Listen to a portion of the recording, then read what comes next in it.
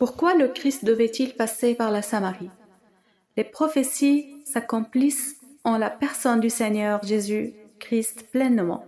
Certaines sont évidentes comme celles sur l'incarnation et la rédemption, tandis que d'autres nécessitent une plongée plus profonde dans les événements anciens. Le Christ est venu donner un sens aux événements et accomplir les figures des personnages qui l'ont annoncé et attendu. C'est pourquoi il devait passer par la Samarie. Sur le chemin vers la Samarie se dressent d'anciens piliers.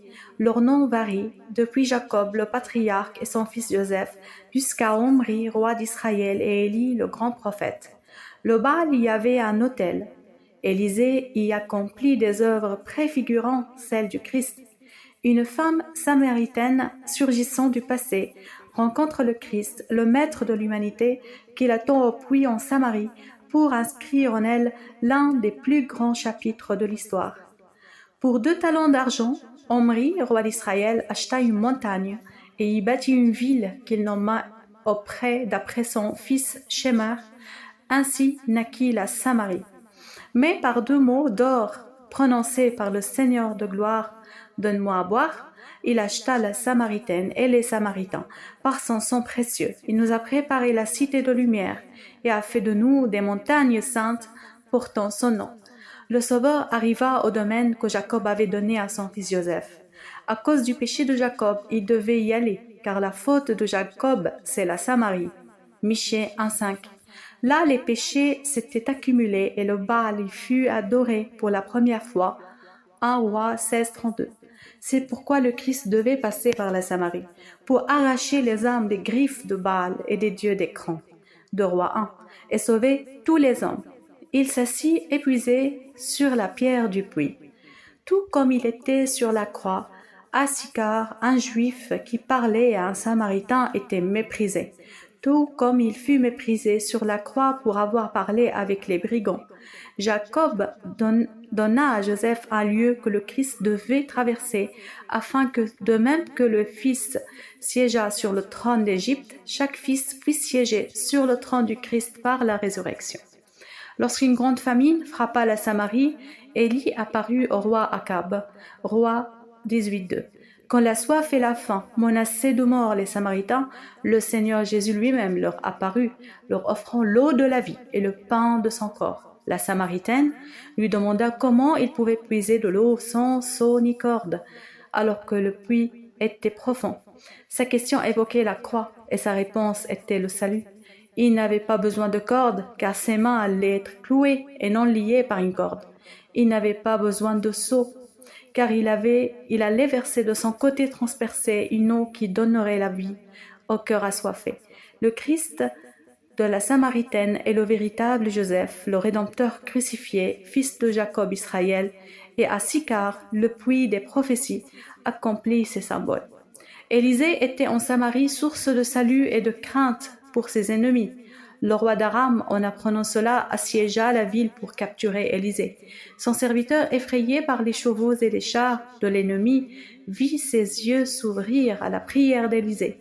Il aperçut alors les chevaux et les chars de feu. Le Seigneur frappa d'aveuglement ceux qui assiégeaient la Samarie. Le roi d'Israël, enhardi, en les voyant aveugles, voulut les tuer. Mais ce qui arriva fut surprenant. Élisée le réprimanda, les guérit et ordonna qu'on leur donne du pain et de l'eau. 2 Rois 6. Cette histoire est aussi celle de la croix. Le Christ est au centre, lui dont Satan voulait frapper la tête. Les hommes se déchaînèrent contre leur sauveur et furent aveuglés. Ils l'encerclèrent avec une sentence de mort au palais du temple et au Golgotha, où les aveugles crièrent pour le condamner. Ils l'encerclèrent avec la mort, et il les entoura d'amour.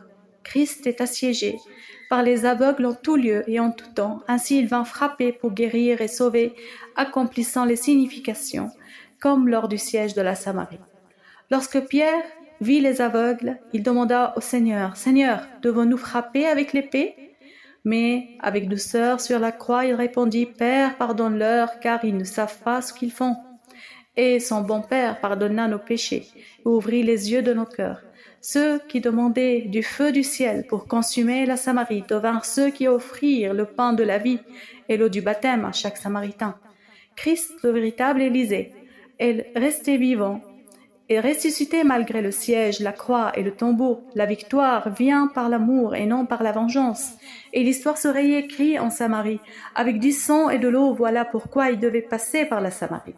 Quant à la Samaritaine, elle connaissait un peu de l'histoire des hommes avec Dieu et beaucoup de questions des hommes sur Dieu. C'est le sort de ceux qui lisent sans comprendre, qui savent sans vivre. Bienheureuse es-tu, sage femme, car tu as abandonné le débat et cru en Christ la plénitude des cœurs. Tout homme qui écoute le Seigneur vivra. Quelle que soit son origine, le Christ est un guide spirituel audacieux. C'est pourquoi il devait passer par la Samarie. Il éloigna ses disciples pour leur éviter la confrontation avec l'entêtement samaritain. Il les a envoyés acheter du pain, afin qu'à leur retour, l'hostilité de la Samaritaine ait disparu et que le rejet devienne soumission, préparant ainsi les saints à leur mission véritable d'évangélisation. Ils devaient aller à Jérusalem proche et à la Samarie lointaine, à Jérusalem facile et à la Samarie difficile, à Jérusalem aimée et à la Samarie méprisée, à Jérusalem au bon renom et à la Samarie à la mauvaise réputation, pour être à l'image du Père qui aime le monde, du Fils qui sauve le monde et de l'Esprit Saint qui donne vie au monde. Ils allèrent vers ceux qui accueillaient et ceux qui rejetaient, ceux qui débattaient et ceux qui croyaient. Ils ne craignirent pas de se nommer le bon Samaritain, pour montrer à tous que la Samarie fut réconciliée par la croix.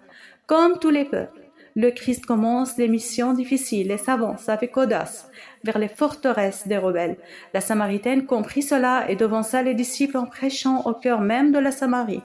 Elle ne demanda pas du feu, mais reçut l'esprit embrasé et annonça l'évangile. Le Seigneur utilisa ce vase d'argile et le transforma en instrument de gloire auprès le temps d'humiliation.